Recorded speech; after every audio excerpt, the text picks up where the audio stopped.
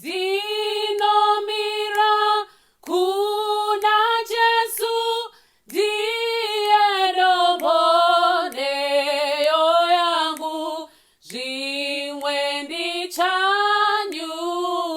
zvangu. Dinomira kuna Jesu ndiye ndoboneyo yangu zimwe ndichanyura zvangu.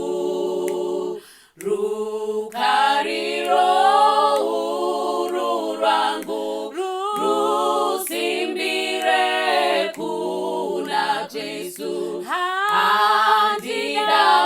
Handidawiri nemunhu asi muzita raJesu.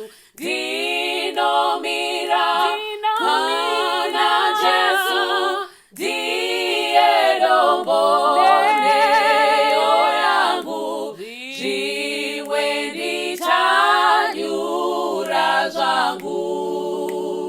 Kuti awigwa